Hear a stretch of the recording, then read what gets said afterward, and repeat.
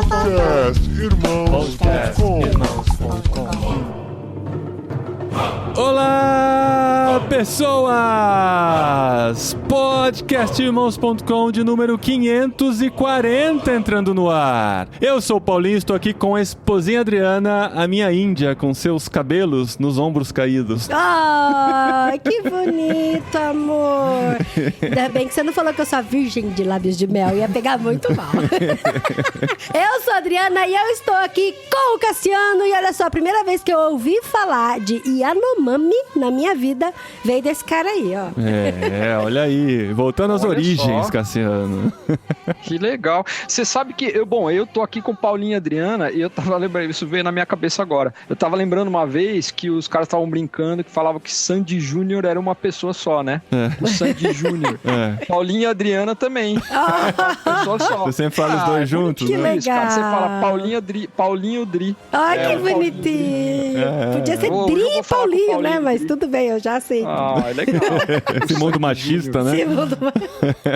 Não é por idade. E nós estamos aqui, gente, pra falar sobre o tema que está bombando, né? E como a gente tem gente, né, entre nós, que entende do assunto, a gente trouxe aqui o Cassiano, que, como eu disse, volta às suas origens, porque o primeiro podcastirmãos.com que ele gravou lá em 2007 foi um programa sobre as questões indígenas. Foi quando eu conheci o Cassiano, basicamente, né? A gente tinha acabado de se conhecer, lá, éramos da mesma igreja, lá em São Bernardo do Campo, e a gente conversou sobre isso lá atrás, já conversamos sobre isso com outros convidados por aqui também, nesses tantos anos de podcastirmãos.com. Mas eu queria falar que em 2006 a gravação não tava chiquezinha assim, igual hoje.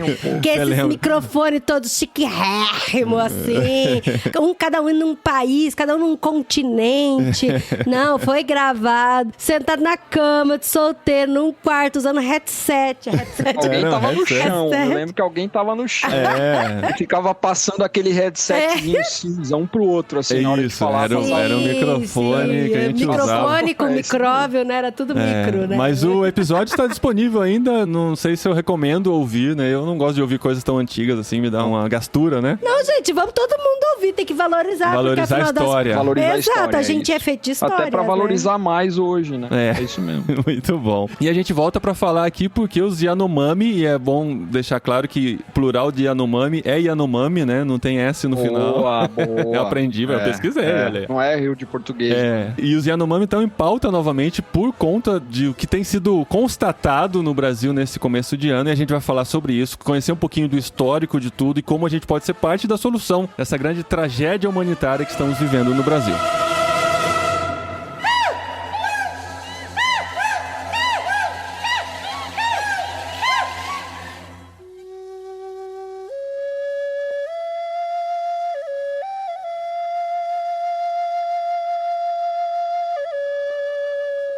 Cassiano, a gente tá aqui pra conversar porque, assim, o ano virou e a gente se deparou com as notícias da situação dos índios Yanomami lá no norte do Brasil, no norte de Roraima, né, quase na divisa com a Venezuela. E eu acho que quem tá no Brasil, quem tem as notícias do Brasil, tem acompanhado o que tem acontecido, os casos de desnutrição, de doenças, de mortes, de situação muito complicada dentro das aldeias Yanomami. As ações de resgate que estão acontecendo, de ajuda, que a gente vai conversar sobre tudo isso, mas é algo muito complicado, né? A gente que não... Eu nunca estive na floresta amazônica, eu não consigo nem imaginar a grandeza daquilo, né? De como é difícil de chegar em tantos lugares e quando a gente fala de Yanomami, a gente não tá falando de um grupo de pessoas que tá todo reunido no mesmo lugar, né? São várias aldeias de várias etnias diferentes espalhadas e passando por esse problema. Mas a gente quer voltar um pouquinho pra explicar também, né, Cassiano? Quem não te conhece, quem ouviu outros episódios com você que a gente não falou sobre isso, você tem uma grande experiência no meio Yanomami, você trabalhou entre eles, aprendeu a língua deles, viveu com eles por 8 anos, né? Eu tenho uma paixão adolescente, assim, ainda, pelos povos indígenas no Brasil. Acho que foi uma influência da igreja mesmo, né? A gente sustentava, a igreja já sustentava alguns missionários, e é até interessante, porque a igreja que eu nasci, que meu pai era pastor, adotou como missionários o Denis e a Rebeca. Ele é piloto de asa socorro, né? Hoje é bem veterano já, mas na época ele era novinho, tinha 20 e poucos anos, assim, recém-casado. casado, e ele era acho que era o segundo piloto brasileiro de asa de socorro, e eu achava assim o máximo, né? Então ele ia na igreja, mostrava os slides, né, do avião na Amazônia, não sei o que, eu achava lindo, e tinha outros também missionários, então eu cresci com essa coisa de ser missionário com os índios, né? Isso aí foi desde a adolescência e juventude. E aconteceu, né, efetivamente com os Yanomami. Então, a primeira vez que eu fui lá foi em 91. Eu fui fazer estágio, fiquei 2 meses. E foi em Roraima mesmo? Foi em Roraima. E aí entrei na área Yanomami, na primeira vez em 91. Fiquei 2 meses, diferentes lugares ali. Depois, em fevereiro de 99, aí fui pro seminário, fui fazer enfermagem, aquela coisa toda. Em fevereiro de 99 eu voltei pra morar mesmo, né? Voltei em definitivo para viver na área Yanomami, e aí for até 2006, foi o meu ministério. E a gente se conheceu quando você voltou de lá, né? Foi logo que eu tinha voltado. Acabou de chegar, a gente se conheceu, eu falei assim, ó, acabou de chegar um cara que ficou 8 anos entre os indígenas, muito legal para conversar sobre isso, e a gente gravou aquele podcast lá em 2007, isso provavelmente. Mesmo, tava fresquinho. E nesses primeiros anos eu fui todo ano para lá, depois que eu voltei. Hoje eu ainda vou, mas agora faz acho que 3 anos que eu não vou, né? Para lá, mas ainda mantenho muito contato, colaboro com algumas iniciativas lá de tradução, né? Algumas coisas assim. Tem muitos amigos, né? E você aprendeu o idioma, né? Como uma criança aprende uma nova língua totalmente desconhecida, né? Sem nenhuma relação com o português, né? E é igual a gente ir para um país asiático hoje e ter todo aquele processo de aprender o básico do idioma. Você viveu tudo isso e hoje você se comunica muito bem no Yanomami. E a língua indígena, ela tem um agravante, assim, vamos dizer, de dificuldade, que é você não tem métodos, né? Você não tem materiais, livros, não tem essas coisas. Então, você tem que aprender muito na oralidade, né? Tanto que a gente faz um curso, né? Que a Missão Além, por exemplo, oferece um curso de linguística. Você estuda fonética, né? Os sons são muito diferentes, né? Então, fonética, fonologia, para você aprender uma língua ágrafa, né? Uma língua... A língua não é ágrafa mais, né? Porque já os missionários mesmo fizeram o alfabeto e tal, mas ela não tem conteúdos. Então, você aprende muito no dia a dia, né? Então, o primeiro ano na aldeia,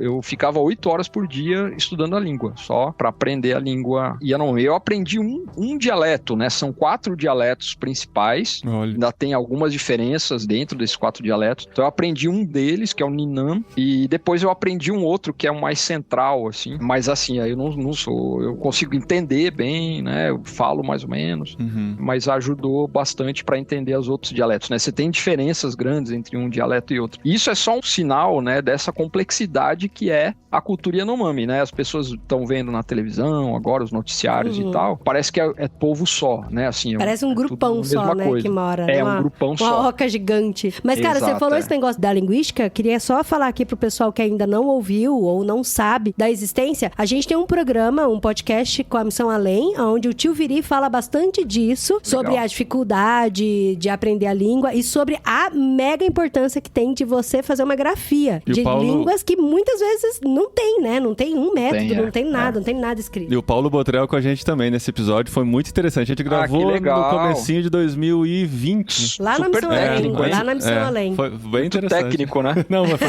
foi bem interessante.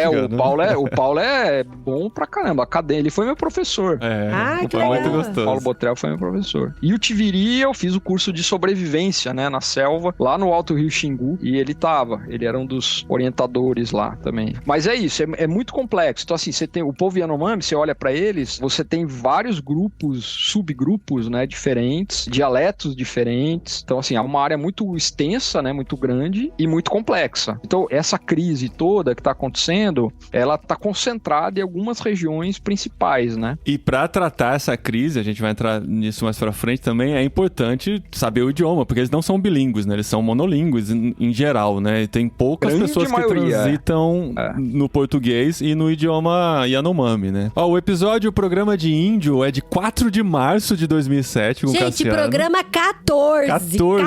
Quem diria que a gente ia passar dos 400, hein? Dos 500 é o 14? É o 14. Cara, que legal. E depois, tem o 145 com o Ronaldo Lidório, chamado Indígenas do Brasil. Você também, Cassiano. Eu lembro desse.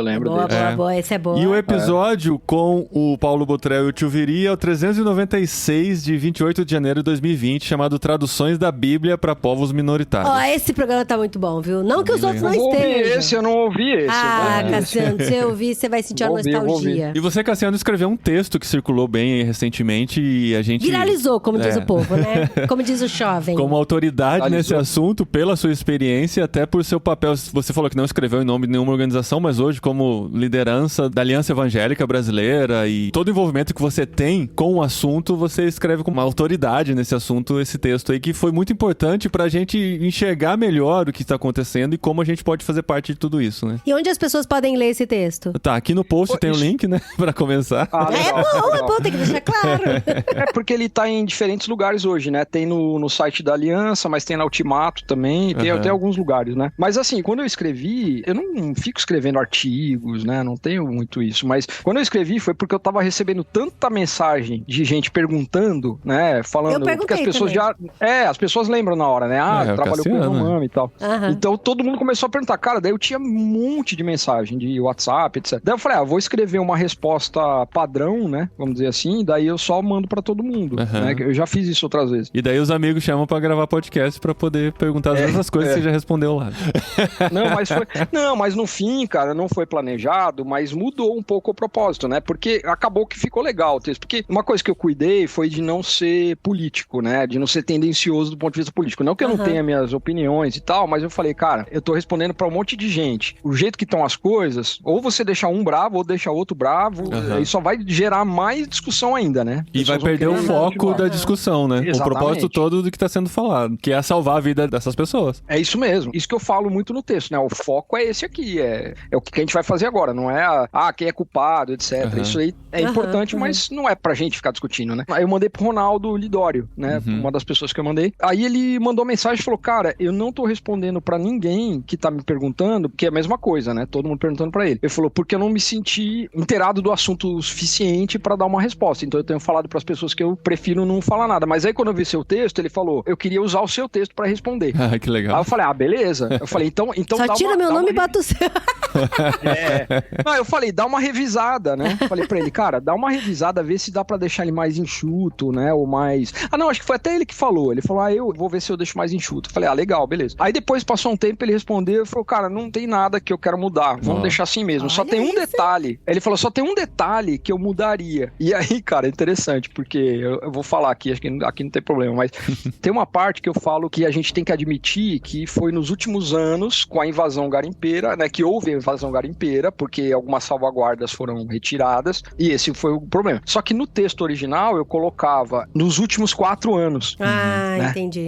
E, cara, o Ronaldo tem uma sacada boa, né? Ele falou assim, você deixa isso aqui, aí vai associar, falar, então tá falando que a culpa é do Bolsonaro, etc, entendeu? Aí eu falei, não, beleza, aí a gente só tira isso e fala nos últimos anos. Sim. E você falou que a primeira visita que você fez foi em 91. Pelo que eu estudei aqui da cronologia dos fatos, né? E a gente tem visto que o grande problema que tem causado toda essa situação que estamos vendo é a entrada do garimpo ilegal nessa região. E pelo que eu vi na cronologia, por incrível que pareça, né, no governo Collor, em 1992, foi o primeiro expurgo, né, da área Yanomami, onde tinham por volta de 40 a 42 mil garimpeiros ilegais. Com uma ação da época, conseguiram fazer com que eles se dispersassem, tirassem, né, estouraram pistas de pouso e tomaram várias outras decisões que fizeram com que isso acabasse. Mas você esteve lá em 91. Você chegou a ver essa condição precária em que eles estavam? Cara, você sabe que é interessante, né? Porque o Collor, a gente vê o governo Collor como um fiasco, assim, né?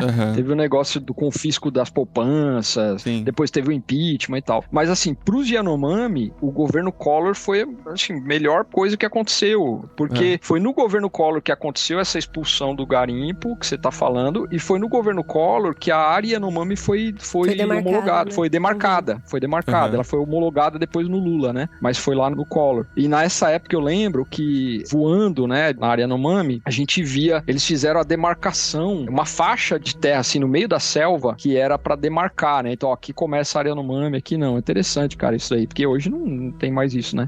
Mas naquela época foi. Mas sim, tinham mais de 40 mil garimpeiros. Só pra ter uma ideia da dimensão disso, o aeroporto de Boa Vista, que é a capital de Roraima, ele era o aeroporto mais movimentado do país na época. Se eu não me engano, era até da América Latina. China, alguma coisa assim, mas do Brasil, Uau. com certeza. Era assim, era lotado de aviões, porque na área Yanomami você só entra voando, né? Se for entrar por terra, você vai ficar, sei lá, dias, semanas andando no meio da selva. Os rios são tem uma capilaridade grande de rios, mas são rios que não são bons de navegar, né? Então você não consegue ir para todo lugar de barco. Tem cachoeira e tal. Então é aéreo. Geralmente monomotores, aviões monomotores, que é o custo operacional mais baixo. E aí você tinha, sei lá, centenas de aviões voando o tempo todo, sem controle. Então caía avião no meio da selva que nunca mais ninguém achou. Nossa. Sumiu, o avião sumiu. Você não sabia onde estava. Eu lembro que tinha um negócio de o avião caía, aí tinha uns caras especialistas assim, irem lá, abrirem uma pista de pouso curtinha, assim, derrubando a motosserra, etc. Aí eles arrumavam o avião ali mesmo, tipo, tudo remendado. Nossa. O avião, não tinha avião registrado, era peça de um que colocava no outro. Caramba. A asa de um, a hélice do outro. Aí os caras saíam voando ali, meio capengando. Assim, era um caos. Mas eles partiam do aeroporto de Roraima? Do aeroporto de Boa Vista? Do aeroporto de Boa Vista. Muitos. Sem autorização nenhuma, era terra de ninguém. Não, porque é terra de ninguém. O garimpo em Roraima, o garimpo na área Yanomami, sempre teve muita, não só conivência, mas participação de políticos locais. Muitos interesses. Entendeu? Né? Porque é muito dinheiro, né, gente? Assim, Então, ouro pra caramba. Mas é isso que eu queria saber, sabe? Porque a terra Yanomami é muito rica, então, em minérios, principalmente ouro. É isso. Eles estão deitados em cima do ouro. Ouro e cassiterita, que é um minério que se usa como componente eletrônico aí e tal. Então, assim, esses são os principais. Não tem como não lembrar do Avatar, né, cara? A gente reassistiu o Avatar 1 agora. É exatamente isso, né? Os caras chegando com o maquinário todo pra pegar o que tá embaixo da... revoltante. Muito a ver, cara. O filme Avatar, pra quem não viu, se você olhar com essa perspectiva cultural de um povo originário, de um povo indígena, tem muito a ver. É muito interessante. E mesmo a cosmovisão deles, aquela coisa do Ewa lá, da força da vida, né? Força da vida. O que me faz pensar, cara, é que assim, quem que deu o valor pro ouro, né? Quem que chegou e falou assim, o ouro vale alguma coisa que, se vendido por tal valor, vai trazer muita fortuna e tal. E chegou num ponto que o valor do ouro é maior do que o valor do ser humano, né, cara? Porque assim, o meu interesse está acima da vida de pessoas que dependem daquela região pra isso. Por quê? Porque a presença do garimpo não é só assim, dá licença que eu vou explorar aqui a terra, vocês podem continuar por aí e a gente pode conviver. É impossível desconviver da maneira como os indígenas vivem, porque eles dependem da terra, eles dependem do rio, eles dependem da caça, que tudo vai se perdendo pela presença do homem branco, digamos assim, naquela região, que vai explorar, que vai contaminar de mercúrio a água, que vai caçar os animais indiscriminadamente. Então, esse dilema moral que existe por trás disso é muito forte, né? Agora, uma coisa é a quantidade de indígenas no meio daquela selva, porque isso é outra questão. Quando a gente ouve sobre o desmatamento da Amazônia, às vezes a gente tem uma ideia de que, nossa, chega lá, tem um restinho de floresta ali, né? Tá acabando, tal. Cara, você voa horas e horas em cima da selva, lugar que nunca ninguém voou. É muito grande ainda, né? Claro, eu não tô minimizando a questão do desmatamento, tá? É absurda a questão do desmatamento, tem que parar, tudo isso. Mas tem muita floresta, né? É muito grande. Então, uma coisa é os índios viverem lá e caçarem, derrubarem uma clareira ali pra fazer uma roça, etc. Outra coisa é você chegar com motosserra, espingarda, helicóptero, assim, o ritmo de degradação, claro, é muito maior, né? Quando você chega com essa tecnologia toda. Então, o grande problema, não o único, mas o grande problema que gerou essa crise que a gente tá vendo nos Yanomami, e que não é única, né? Não é a primeira vez que acontece, a gente, né, isso eu falo lá no texto também, essa época que você falou, dos anos 80 e 90, da invasão do garimpo, eu não tenho números pra afirmar, assim, mas eu acho que foi muito pior do que tá sendo hoje, né? Até o número, né? O dobro de garimpeiros do que tem hoje. Né? Mas o que eu vi o presidente da FUNAI na época dessas ações de 1992 falar, ele falou que assim, na época eram 42 mil garimpeiros, hoje são por volta de 20 mil, né? Mas o maquinário e o poder de destruição que eles têm hoje é até maior do que eles tinham naquela época. Era mais manual, né? Era mais artesanal, era mais assim. Então assim, ele falou que são vários helicópteros sendo usados e balsas. Eu vi que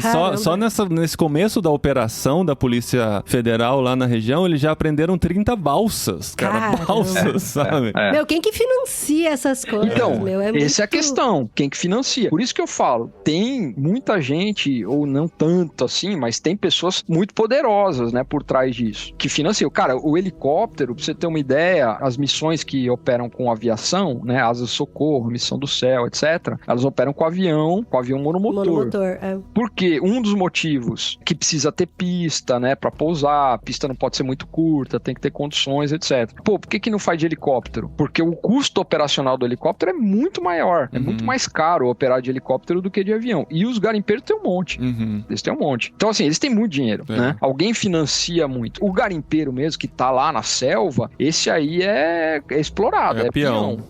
Cara, é uma vida desgraçada que ele leva. Inclusive, isso tem sido levantado, né? Esses garimpeiros e as famílias deles, né? Eles também têm filho, também são vítimas, né? Em grande parte, né? Da situação econômica, etc. Agora, você tem uns caras por trás aí financiando tudo isso. E esse é o grande problema. Então, assim, é o que eu falei, não é a única causa do que a gente tá assistindo, né? Da desnutrição, etc. Mas é o grande vilão, assim, é o maior deles, é a invasão garimpeira, não tem dúvida. Esse é o maior problema. Porque é isso que você falou, né? Não é assim, dá licença aqui que eu vou... Não, você tem uma degradação, os caras chegam derrubando floresta, poluindo o rio. Desviam nascente de rio. Isso é o mais terrível. O rio morre. Né? Porque joga mercúrio pra caramba. Eu morei a maior parte do tempo no Alto Rio Mucajaí, né? Que é a área Yanomami, onde vive esse grupo Ninam, né? Que eu falei. Esse rio Mucajaí, ele é um rio bem grande, não é nem parecido com aqueles maiores, né? Que a gente conhece, o Amazonas, o Solimões, o Branco, mas ele é um rio importante, com muita cachoeira, muita corredeira. Lá eles chamam de cachoeira, a gente conhece por corredeira. Tem muitas pedras, né? Por isso que ele não é bom de navegar. Sim. Tem muita pedra. Então, assim, quando vem o verão, especialmente, que ele baixa, ele ficava lindo, assim, uma coisa linda. Gente, vocês falaram que vocês nunca foram, né? Não.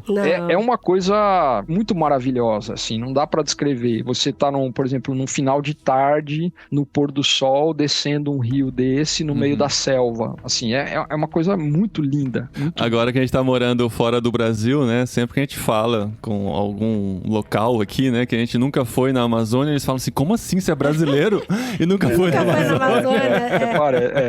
É bem isso mesmo. Então, é um rio que a gente nadava. A Rebeca aprendeu a nadar no rio. Eu lembro que a gente jogava ela lá em cima, que tem muita correnteza, né? Com aquela boinha, ela ia descendo, pegava ela lá embaixo. Né? Então, assim, a gente bebia água desse rio. Tomava banho. Os índios todos tomavam banho. A gente tomava banho no rio muitas vezes. Então, era uma água limpa a ponto de você poder beber, né? Esse rio hoje morreu. Tá morto. Não tem peixe. Tinha muito peixe grande, peixes grandes lá. Eu cheguei a ver peixe de mais de 100 quilos. Uau. Sendo pescado nesse rio. Mais de 1 metro de altura, 1,2 m, tem foto até, mais de 100 quilos. Então, assim, alimentação, né? Tudo isso vem do rio, né? E esse rio morreu. Então, o que esses caras fizeram? Os garimpeiros desviaram o curso do rio Mucajaí, lá em cima, bem mais pra cima, né? Desse lugar que eu tô falando. Por quê? Pra poder garimpar no leito seco, né? Que é muito mais fácil. Então, os caras desviaram o curso do rio, imagina. No meio da selva, e jogando mercúrio, você mata o rio. Hoje ele é todo barrento, você não consegue mais enxergar o fundo, não dá pra tomar banho, fazer essas coisas, e cheio de mercúrio, né? Que também destrói a saúde das pessoas. Não, e contamina de um jeito não permanente, mas que vai levar muito tempo pra se recuperar, né? Porque é uma contaminação química. O Jurassic Park já falava, né? Que a natureza encontra o seu meio. Mas encontrar o seu meio numa situação como essa é mais complicado ainda, né? Porque é algo profundo que está sendo feito. E ela encontra o seu meio se você para de destruir também, né? Você para de degradar. O rio Tietê, em São Paulo. E é triste porque horrível. O mercúrio, ele... Mesmo as crianças que não tiveram contato com essa água contaminada, a mãe que tomou a água um tempo depois passa pela amamentação, cara. A gente viu na matéria, né? A questão da calvície nas crianças, cara. Que coisa absurda. Triste, né, cara? Triste demais. E tem a questão cultural também, né? Então, essa interação com você imagina, os caras estão lá, os Yanomami estão lá, aí chega lá um monte de garimpeiro, se instala com um monte de maquinário, de não sei o quê. Aí você tem a relação de conflito primeiro, né? Quer dizer, os caras estão invadindo sua terra, sua casa, sujando seu rio, e aí começa a ter problema, por exemplo, eu não sei se vocês viram esses dias notícia de quantas Yanomami grávidas de garimpeiros que eles já identificaram até agora. Cara, um monte. Sim. Porque os caras ficam lá sem mulher, sei lá, semanas, meses, acabam encontrando as meninas lá, as moças e tal. E um dos grandes problemas, primeiro, não tem língua, né? Não tem comunicação direito. Você tem um ou outro que começa a aprender português, mais jovens e tal, mas a comunicação é ruim. E aí começa a ver a relação de troca, né? Então, porque o Yanomami, assim como qualquer outro povo indígena, isso é importante dizer também, né? O cara tá lá caçando de arco e flecha. Aí você chega e mostra uma espingarda pra ele, ensina ele a usar a espingarda. É lógico que ele vai querer a espingarda. Óbvio. Ele passa... É a lei do menor esforço, Você chega com uma comida industrializada, eles não precisam mais caçar. Claro, óbvio que eles vão querer. Gostosinha, docinha, não sei o quê. Sim, tá pronto, ó, tá aqui. É só abrir o pacote e tá aqui. O cara levava 5 horas remando pra chegar num lugar, aí ele descobre que tem um motor de polpa que ele chega em 15 minutos. Então, assim, é claro que ele vai querer essas coisas. E aí começa a relação de manipulação, né? Então, assim, ó, você me deixa ficar aqui, fazer o que eu quiser, não enche minha paciência, eu te dou isso, aquilo, etc. Você me dá a sua filha pra eu ficar com ela aqui e eu te pago isso e aquilo. Começa a haver prostituição, então, assim, tudo isso daí também é degradação, né? Mas, gente, é compreensível, né, o que você falou agora. Se eu tenho um trabalhão, fazer uma roça na selva, dá muito trabalho. Você tem que derrubar a árvore, o cara não tem motosserra. Tem que fazer o machado, e depois, agora tem machado lá de ferro, beleza. Mas você tem que derrubar a árvore, você tem que limpar o terreno, você tem que plantar. Dá trabalho, muito trabalho. Então, assim, aí você chega fala, não, você me deixa ficar aqui, deixa eu fazer isso e aquilo, e eu te dou arroz, feijão, macarrão, te dou à vontade, que pro garimpo não custa nada, é esmola, né? O cara não precisa mais sair pra caçar, até porque também não tem mais bicho, não tem mais peixe, né, pra pescar, não precisa mais sair procurando árvore na selva pra colher, e não precisa mais fazer roça, só fica lá consumindo aquela comida que vai deixar ele doente também, porque o cara não tem tá acostumado, pra aquilo, e porque é porcaria também, né? Comida processada é ruim, faz mal pra todo mundo. Aí começa esse ciclo todo, né, que é o que tá acontecendo agora. E o fato deles aceitarem isso não tira eles do papel de vítimas de tudo isso, né? Porque, assim, as desinformações que circulam, e hoje o que mais a gente tem é desinformação sobre todos os assuntos do mundo, estão dizendo que se eles aceitaram é porque isso é beneficioso pra eles e eles estão bem assim, sabe? Esse tipo de coisa. E ameniza o papel degradante da presença dessas outras pessoas nessa realidade, né? É que as pessoas confundem, né? Todo ser humano tem que ter o direito de escolha, de liberdade de escolha, tem que ter mesmo. Então, assim, eles precisam ser consultados, né? E eles têm que escolher, isso não tenha dúvida. Só que, para você poder ter condições de fazer uma escolha abalizada, consciente, você precisa de informação antes, né? Não é só a escolha, tem que ter informação. Então, assim, você pode comer isso daqui, esse alimento ultraprocessado aqui, só que, assim, tem muitos anos e anos de pesquisas que indicam que isso aqui causa câncer é uma doença assim, assim, assado, que se desenvolve. Então, assim, tem um monte de informação que a pessoa tem que ter antes dela ter condições de fazer uma escolha consciente, né? Então, esse é um processo que leva tempo, que tem que ser sistemático, não é o cara chegar lá e de qualquer jeito, né? Não pode ser assim. Por isso que existe uma política que ela diferencia esses povos que são isolados ou que são considerados de recente contato, que não tem ainda toda essa condição de ter as informações suficientes para poder tomar algumas decisões. É uma coisa polêmica, super polêmica, para a gente, para nós que somos missionários, etc., mas ela tem um papel importante, ela tem fundamento, né? Que é isso que eu tô falando. Não é só chegar e encher os caras de coisa. Eles têm que ter a informação, eles têm que ter as condições de poder fazer escolhas conscientes, né? E bem fundamentadas. E tá aí para preservar, né? Essas pessoas, enquanto eles ainda não têm as condições de tomar a decisão da melhor maneira, né? E essa é uma responsabilidade governamental mesmo. Tem também o fator desespero, né? Porque, igual você falou, né? Dessas regiões, desses Yanomamis que eles não têm acesso, não tinha acesso pelo menos à população. E aí chega o homem, o garimpeiro, trazendo com eles não só o maquinário, mas doenças também, né? Cargas virais e doenças e bactérias que esses Yanomamis não tinham contato. E aí os garimpeiros levam medicamento pra eles também em troca de algumas outras coisas. Por isso que eu falei fator desespero, porque tem lá, tá doente. É uma doença nova que eles não conhecem, não sabem do que é aquilo, não sabem como tratar. E o outro oferece uma solução pra isso em troca de outra coisa, nem pensam, né? Não é uma coisa pensada não é racional. É aquilo que tem pra fazer, não tem outra coisa. Você foi em 91, você contou da sua experiência e tal, depois chegou de novo em 99, né? Você já viu a diferença, assim, dessa primeira limpeza? Porque os números mostram que ficou um bom tempo com um número bem reduzido de garimpeiros na região, que cresceu assustadoramente nesses últimos anos. Você viu uma diferença considerável nessa segunda fase? Eu vi, sim, em relação à movimentação, ao movimento que tinha na cidade, etc. Mas em relação à área em si, ou mesmo a cidade de Boa Vista, tinha mudado muito pouco. De lá pra cá, cara, daí que mudou muito mesmo, né? Porque assim, hoje você consegue ver o desmatamento. Eu falei, né, agora há pouco, que a Amazônia é muito grande, as pessoas pensam que só tem um restinho de floresta, né? Não é assim e tal. Mas quando você voa, por exemplo, mesmo trajeto sempre, de Boa Vista para o Alto Mucajaí, por exemplo, onde eu falei que a gente morou mais tempo, né? Você já percebe, né? Tem bem menos região de selva do que tinha antes, né? O desmatamento vai avançando. Mas em relação à saúde dos Yanomami, a essa condição geral,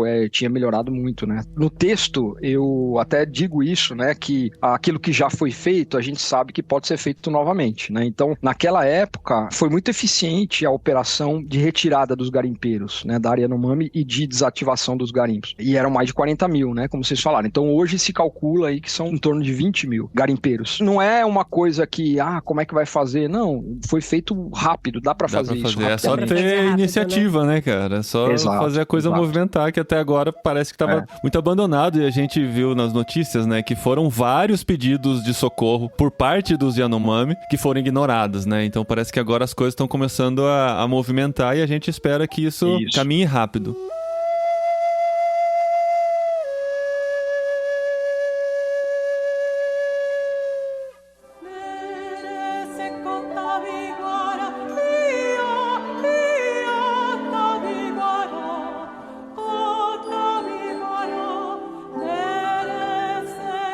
Viu, uma coisa que eu até falei, né, que eu fui uma das pessoas que perguntou pra você, na verdade eu não perguntei, é porque assim, a gente mesmo morando aqui na Espanha, a gente quer saber de notícias do Brasil e tal, e cara, e o Brasil... Às vezes até mais, né? Exato. E o Brasil tá sempre em foco aqui na Espanha, você liga o jornal de manhã, o La Uno, que é o jornal aqui mais famoso, e tá lá, Brasil, mas assim, é sempre uma coisa triste. Olha só. Sempre tem notícia do Brasil, sempre tem, tá chegando, e o reflexo pra fora, a importância do Brasil no mundo é muito grande, e que isso representa, né, esse tipo de ações que acontecem no Brasil impactam o mundo todo, então o mundo tá de olho em tudo que tá acontecendo no Brasil. É difícil a semana que não entra alguma notícia do Brasil. E esse tema, Amazônia, índios, isso aí tem um apelo, assim, forte, né? Acho que na Europa até mais, acho, né? E eu não tava sabendo, né, não tava inteirada direito sobre isso, e quando eu abri o Instagram, a Jacira, ela repostou o Twitter do Paulo Feniman falando que tava muito triste com a situação dos Yanomami. Aí eu peguei e vi, e fui atrás e fui me inteirar. E, cara, eu comecei a chorar, porque eu falei, meu Deus, que tristeza, que tristeza. As imagens são fortes, né? Sim. E o que me deu muita dor no coração foi que daí eu só peguei o texto do Feniman e da Jacira, repostei no meu Instagram também, nos meus stories. E aí todo mundo já começou a criticar. Começou a politizar as coisas. Politizar. E teve uma mensagem que eu recebi, né, cara, que rasgou meu coração, que é de uma pessoa que eu conheço, você também conhece. A pessoa me escreveu falando assim, por que você tá triste se esses índios nem são do Brasil? E assim, são pessoas. Nossa, faz uma diferença enorme, né? Então. E aí, tipo, a pessoa chora no filme do Avatar, mas não se compadece de pessoas reais que estão morrendo, que estão tristes, né? E aí, na hora, cara, veio assim, você na minha cabeça, porque eu falei, eu não tenho um contato cultural com eles, eu não conheço, eu não vivi entre eles, eu não conheço a língua, eu não sei como é que é, e meu coração tá rasgado. Aí eu pensei, nossa, o Cassiano deve estar destruído agora, vendo isso, cara. Você sabe o que me dói mais, assim, do ponto de vista emocional, do envolvimento pessoal que você fala agora? Geralmente as pessoas pensam nas crianças, né? E realmente, as crianças e tal. Mas assim, não sei porquê, é uma coisa meio inexplicável, né? Mas o que mais vem na minha cabeça são os idosos.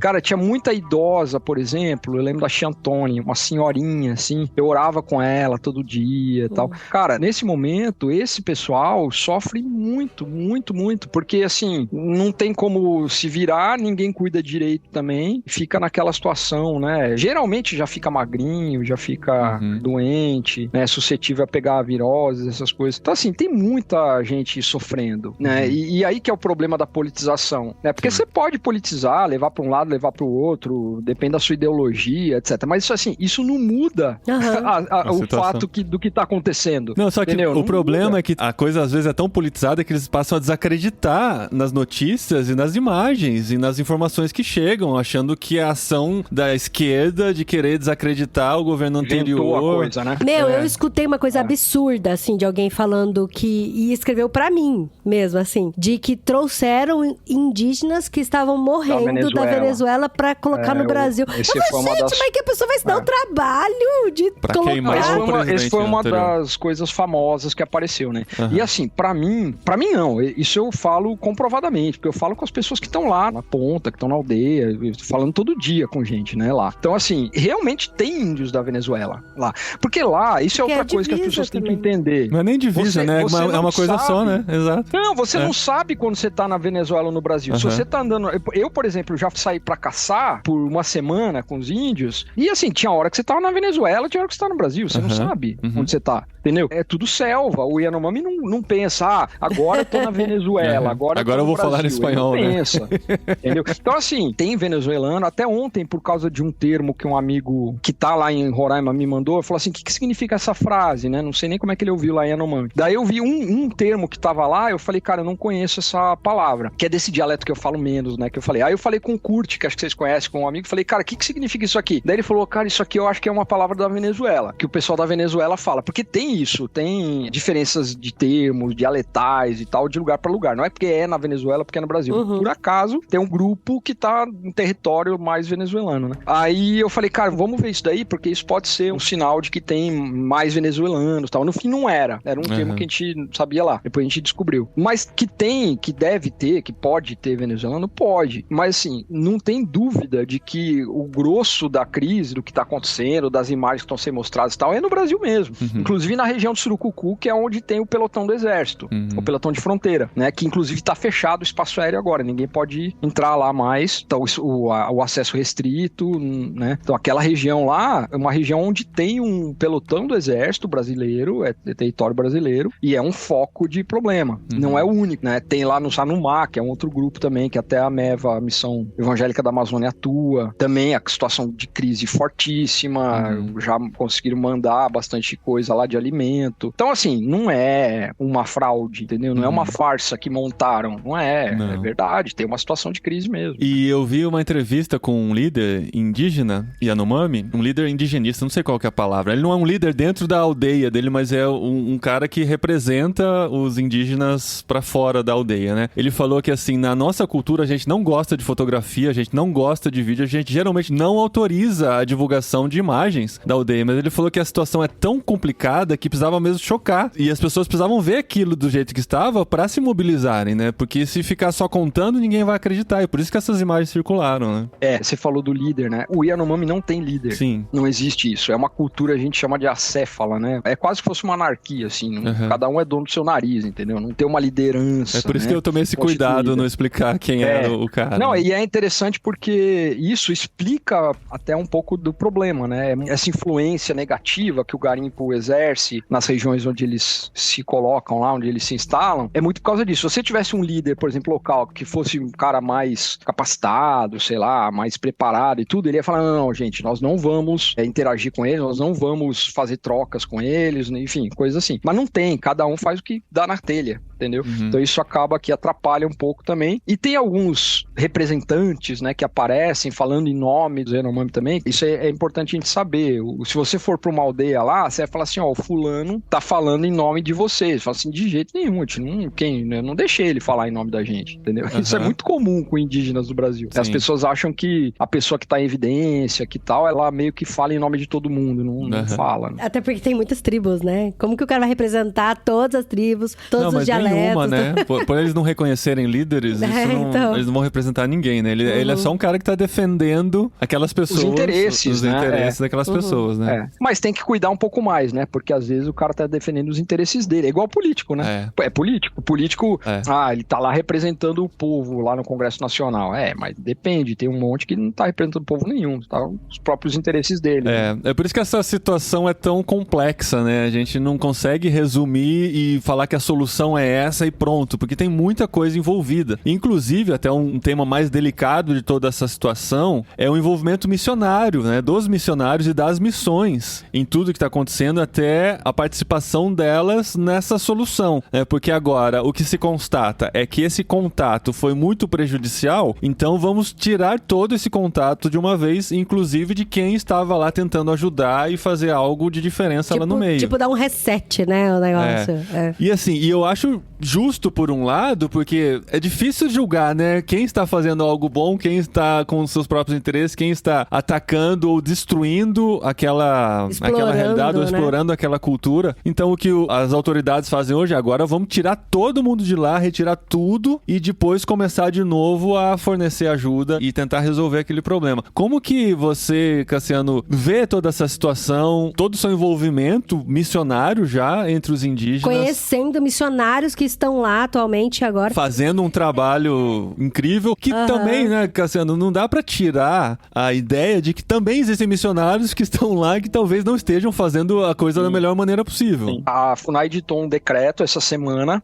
que ele vale para essa emergência. Então, assim, a princípio, não é que é um novo regulamento, mas ele vale para o período emergencial. Agora, claro, aí tem o risco grande de ter uma... exatamente. Já que tá aí, né, vamos manter. Então, essa é a preocupação, Mas, como eu falei agora há pouco, o espaço aéreo já tinha sido fechado, só a Força Aérea que pode voar na área Yanomami. Isso até quebrou uns planos nossos aqui da Aliança, né, porque a gente tá com uma campanha exatamente para subsidiar voos para entrar com alimentos, porque acaba que fica um gargalo em Boa Vista, né? O pessoal manda comida, manda um monte de coisa, mas o problema é como é que leva isso para dentro da área, né? Que é só via aérea, né? Como eu falei. Então a gente tava fazendo isso, mas hoje ninguém mais pode entrar, por exemplo, em Surucucu, essa região que eu falei, só a Força Aérea que entra, etc. E aí eles, nessa esteira, eles colocaram restrição de acesso para todo mundo que não esteja envolvido na operação, né? Que são os funcionários lá do governo, etc. E aí eles citam nominalmente os evangélicos, falam de proibição de proselitismo, né, de fazer proselitismo, de pregar o evangelho, e até de usar roupas, né, camisetas com dizeres religiosos.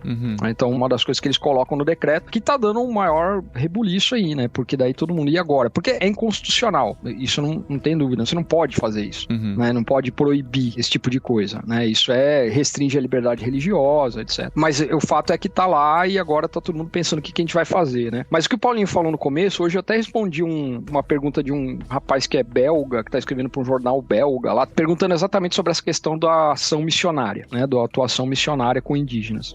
Eu falei agora há pouco que a gente tem que reconhecer a importância do governo cuidar, o governo é responsável pelo bem-estar, pela sobrevivência dos indígenas, por isso que tá fazendo toda essa, que tá fazendo agora, né. Então a importância de reconhecer que existem povos isolados, né, então tem grupos indígenas no Brasil que nunca tiveram contato nenhum com a nossa civilização, então são totalmente isolados ainda, para ver o tamanho da Amazônia, né, como é. E tem os que eles chamam de recente contato, que teoricamente não tem ainda as condições, né, que a gente falou, de avaliar o que é bom ou ruim, que venha de fora, né, não tem o conhecimento suficiente, as informações suficientes. Então, isso é fato. E para muitos, a religião, né, e aí isso aí entra o evangelho e tal, é um desses elementos que podem ser nocivos para a cultura e que o indígena não teria condições de avaliar por si só com as informações que ele tem, não por problema cognitivo, por ser menos inteligente ou menos capaz, mas porque eles não têm informação suficiente. Né? Não tem background, não tem para poder avaliar e daí tomar uma decisão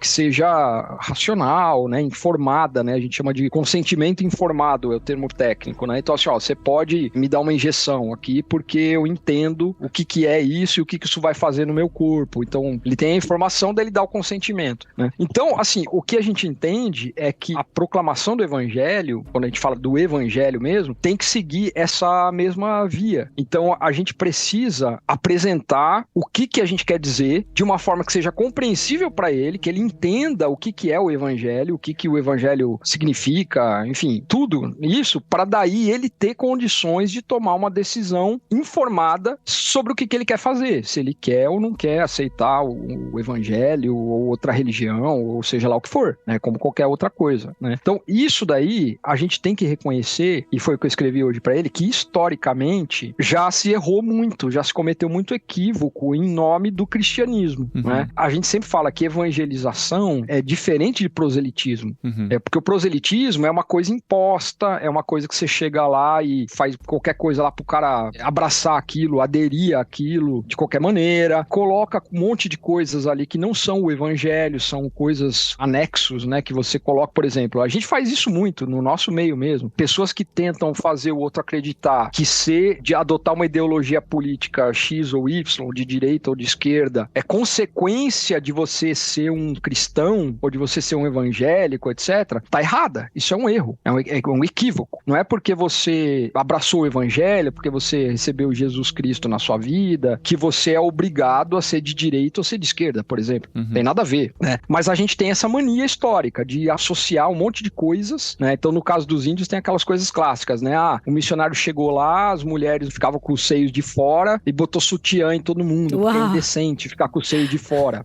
Tem essas coisas, tem na história. Aconteceram, né? Cara, horrível, equívocos que se cometeram em nome do cristianismo. Mas não significa que aquilo é o verdadeiro cristianismo. Então, hoje, o que a gente defende é uma presença missionária em área indígena, né? Falando especificamente, mas uma presença missionária consciente, né? Que aprendeu com os erros históricos e sabe como fazer a coisa. Então, primeiro, porque a gente entende o evangelho hoje de uma forma integral, né? Então, a gente não quer levar um evangelho lá para salvar a alma dos índios para depois da morte eles irem para o céu, por exemplo. Não é só isso. Também não é para criar uma igreja, fazer um prédio lá, colocar uma placa, denominação XYZ e fazer os índios usar terno e ir pro culto domingo.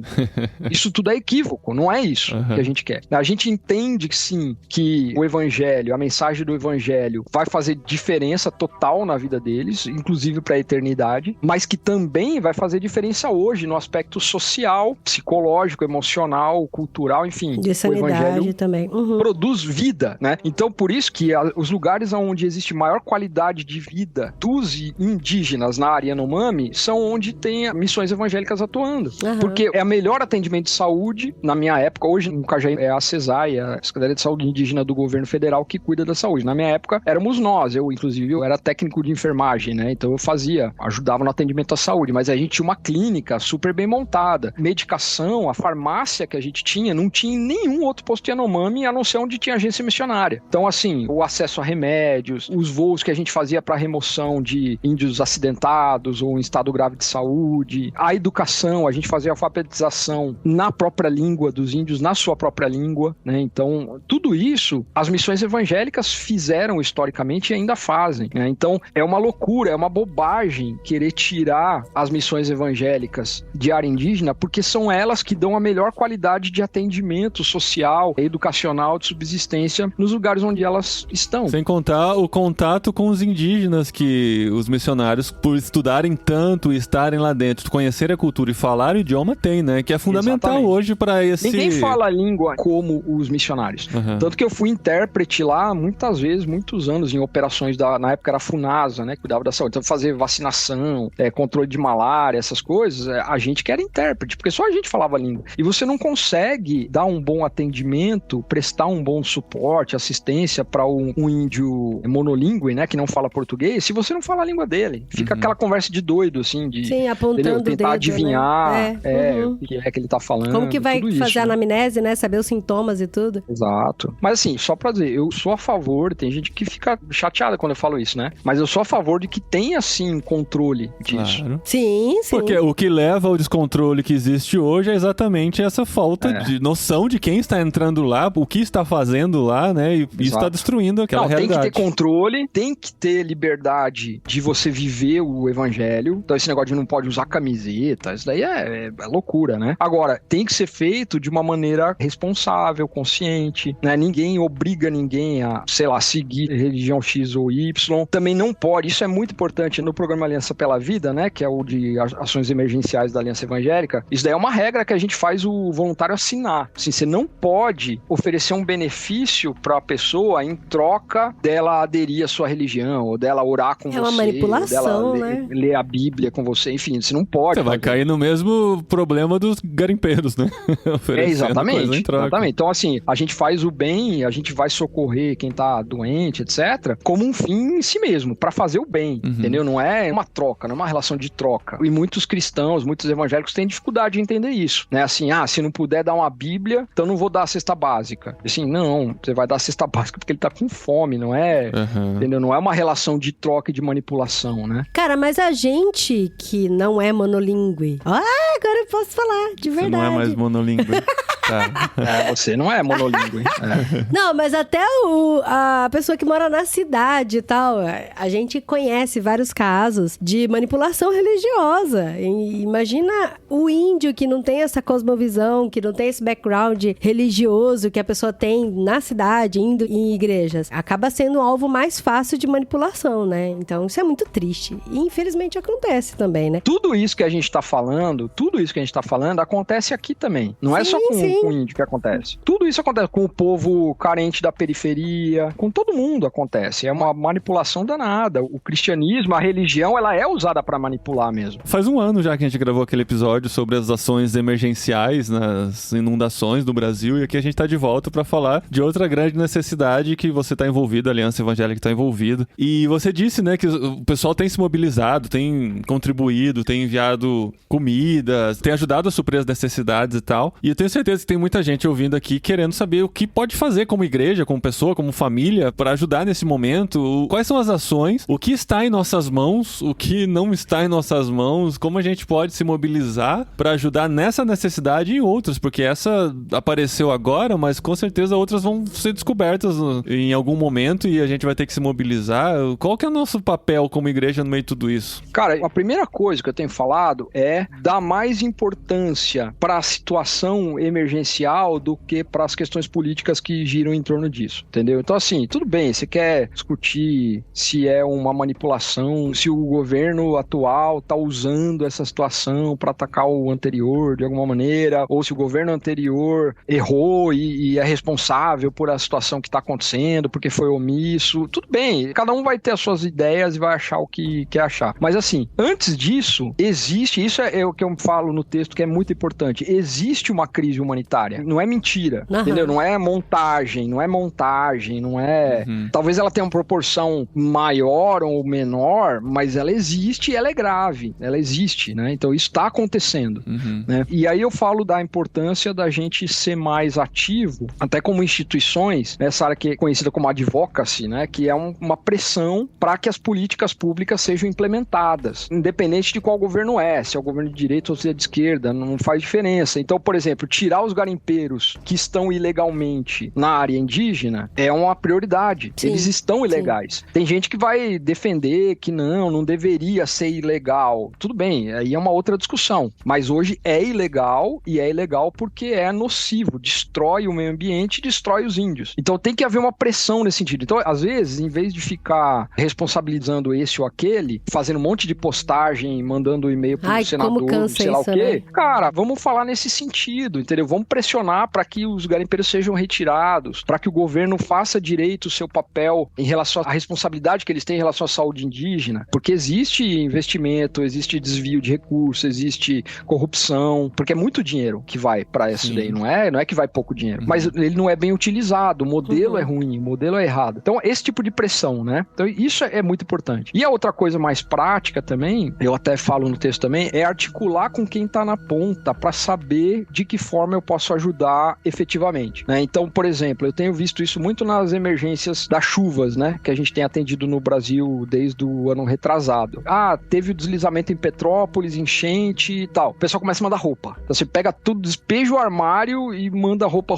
A gente teve que pôr fogo em uma pilha, uma montanha de roupa, literalmente numa quadra pública, assim, uma montanha, porque tava dando rato, tava dando bicho, porque é muita roupa, não tem vazão. E fora que o pessoal manda coisa rasgada, coisa velha, né? Ai, que triste, Então, né? assim, mandar roupa e mandar comida, né? Chega uma hora que, não dá mais, não dá pra estocar, não dá pra dar vazão, não dá pra distribuir. Então, logo de cara, no começo dessa crise, eu falei, nós vamos direcionar recurso pra fazer os voos pra dentro da área. Por quê? Porque eu já sei que vai encher de comida de doação em Boa Vista e vai ficar lá represada, não vai ter como levar pra dentro, né? O voo é caríssimo pra levar pra dentro. Então, a gente começou a captar pra isso. Então, isso é uma coisa que ainda dá pra fazer. A gente não consegue entrar em Surucucu hoje, mas a gente consegue entrar em outras regiões onde a Asa Socorro ainda tá voando. Por exemplo, Auari, Zolomai, essa região que eu falei, do Sanumá, a gente consegue levar doações que já estão em Boa Vista pra dentro da área. E se essas doações chegarem nessas ações do governo que estão levando coisas pra lá, não serve pra nada. O governo não tá aceitando esse tipo de doação. O governo não tá pegando. Não tá, eles não estão aceitando, não estão pegando. Tá. E assim, o governo... É muito complicado esse negócio, porque eles têm, numa hora como essa, eles têm muito recurso. Chove dinheiro ali, entendeu? Que é emergencial, né? Seja porque tem os protocolos emergenciais que você canaliza recursos pra lá, seja porque tá vindo muito dinheiro de fora. Exato. Isso que eu ia falar. Tem países aqui da Europa que estão enviando dinheiro pra eles. Então essas iniciativas são paralelas, né? São paralelas. Fora do que o governo está fazendo. E assim, são paralelas porque nós conhecemos algumas realidades que nem o governo conhece. Tá. Isso também eu falo com a maior tranquilidade do mundo, porque a gente conhece os meandros da coisa, entendeu? Então, por exemplo, o Mimica, né, que é um missionário que trabalha há 30 anos com o Sanumá, esse povo que eu falei aí. Cara, ele conhece todo mundo pelo nome, ele viu as crianças nascendo, que agora já são adultos, ele sabe os detalhes das coisas, entendeu? Sim. Então a gente consegue ser mais cirúrgico, às vezes, nas ações, né, no direcionamento e tal. Então, o que eu tô fazendo, por exemplo, ontem, hoje, é falando com o Mimica, Mimica, fala quais são, porque a gente tem recebido doações também via Aliança Evangélica, né? Direcionadas para a situação Yanomami. Daí eu falo, me fala de demandas específicas e a gente vai suprindo, né? Então, medicação específica para algum índio específico ou um determinado tipo de insumo que precisa ir para tal região. Então, a gente tá vendo isso, tem uma possibilidade de um avião da Missão do Céu de Manaus ir para lá também, tá meio stand-by agora, porque ia para Surucucu, aí fechou. Tem a possibilidade de um helicóptero da Missão Novas Tribos ir para a área também, para ficar fazendo esse transporte para pequenas, porque acaba que onde tem pista de pouso são poucos lugares, né? Mas aí, a partir desses lugares que tem pista de pouso, tem um monte de comunidade espalhada, que demora dias de viagem, etc. Andando no meio da mata e tal. Então, o helicóptero atende melhor esses pontuais, né? Então, assim, a gente tá fazendo esse papel de articular com a linha de frente para ser cirúrgico na forma como a gente atua, até porque o recurso que a gente tem perto desse recurso governamental é ínfimo, né? É uma gota d'água, né? Então, a gente deixa as grandes ações, né? As grandes ações pro governo e a gente atua de forma mais cirúrgica, né? Mais direcionada. E pressiona o governo, né? E pressiona o governo.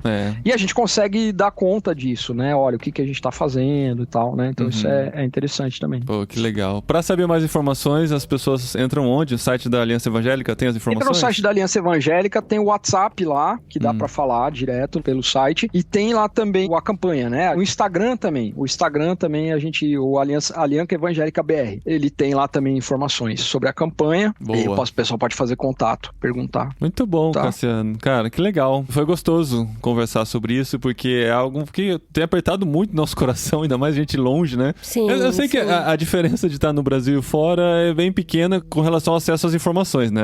Praticamente as mesmas informações que as pessoas têm acesso no Brasil, a gente tem aqui. Mas dessa angústia de pensar, cara, que situação, como que isso chegou a esse ponto, e a gente precisa fazer alguma coisa para isso não se repetir mais. E, infelizmente, é algo que pode acontecer de novo. Daqui 20 anos a gente ter uma situação parecida de novo, porque esse assunto saiu da pauta, a gente parou de pensar nisso, as TVs não estão mais noticiando isso e foram esquecidos novamente. A gente tá aqui e, como cristãos, a gente tem que ser uma ponte para que isso não aconteça, né? Não só nessa realidade, em tantas realidades que a gente conhece, que a gente tem denunciado por aqui, falado por aqui. Nós temos que ser realmente essas pessoas que estão prontas para ver a necessidade, para atuar nela, para pressionar quem tem força para fazer mais contra essas necessidades, e acho que esse tem que ser o nosso papel no mundo. Legal. Cuidar de pessoas e cuidar da natureza também, gente, porque assim como meu coração rasgou de ver as pessoas ali desnutridas, morrendo, também ver tantos rios barreados, não sei. É horrível, né? Nossa, gente, que tristeza. É triste demais. Que tristeza. As árvores quebradas, os rios tudo podre. Pela ação do homem. Os peixes mortos. E pela ganância humana, né, cara? De querer mais. E o pior é que quem tá financiando isso tá deitado no seu berço de ouro, na sua cama de ouro, assistindo a sua TV de ouro e as coisas acontecendo debaixo dos pés dele, né? Cara, você sabe que eu tenho me chamado muito mais atenção nesses últimos tempos, por causa desse negócio da aliança e tal, do Aliança pela Vida, tem me chamado muito mais atenção a forma como os ricos esbanjam dinheiro. Então, essas coisas de altíssimo luxo e tal, cara, me dá um sentimento tão ruim, cara.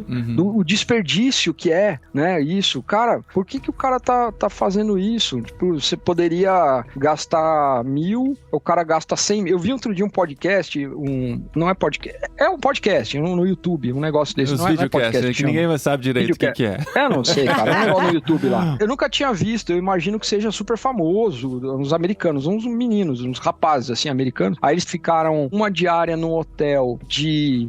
cara, acho que era de $100 até $1 milhão. Eles pagaram $1 milhão. Então era assim, $100, $1.000, $5 mil, em hotéis diferentes? Um dia, diferentes, Aí o de $1 milhão é um castelo com uma Ferrari pra cada um, não sei como castelo. Uma diária é $1 milhão. Nossa. Cara, daí eu fiquei pensando, cara, só pra fazer um videozinho engraçado, assim, é verdade, não, cara. É absurdo, cara. É imagina se a gente tem $1 milhão, cara, numa Aliança pela demais, Vida. né? Cara, a gente tá acabando, amanhã a gente vai entregar uma casa que a gente construiu pra uma senhora com 4 filhos, que perdeu a casa dela na Bahia. O Pedro tá lá, né, vai inaugurar a casa e tal. Amanhã a gente vai entregar a casa. Cara, que dificuldade pra gente levantar, acho que foi R$35 mil que a gente gastou pra fazer uma casinha. Cara, imagina se tivesse $1 milhão, entendeu? Sim. Aí o cara tá fazendo um vídeo. Passar um dia entrando com o cavalo dentro do hotel, andando de Ferrari pra fazer um vídeo pra... Cara... Mas é isso, então. Obrigado, Cassiano. Valeu, vamos ver gente. se você volta mais vezes aqui. Vamos, cara. E vamos gravar pessoalmente quando você vier aqui pra Espanha. Vamos. Ele vai chegar na época dos caracóis. Vai poder provar caracol. Já comeu caracol? Sério? É caramujo mesmo, caramujo, sabe? Caramujo. É caramujo. Mas é lesmoso. É uma lesma. Cara, para. Você chupa assim, ó. Não, eu aprendi com você que a escargou. gente tem que respeitar a cultura. É aquele do Bob Esponja, como é que é o nome dele? Não tem o caracolzinho dele? Tem o caracol. Não sei o É nome um cachorrinho, que ele faz igual o cachorrinho. Esqueci o nome dele. Não sei Mas nada. obrigada, viu, Tá bom. Cassiano? Foi Valeu, muito gente. bom demais. Assunto tenso, mas importantíssimo aí. Vamos ver se esse Valeu. episódio fica no ar, né? Ai, vai ficar no ar, sim.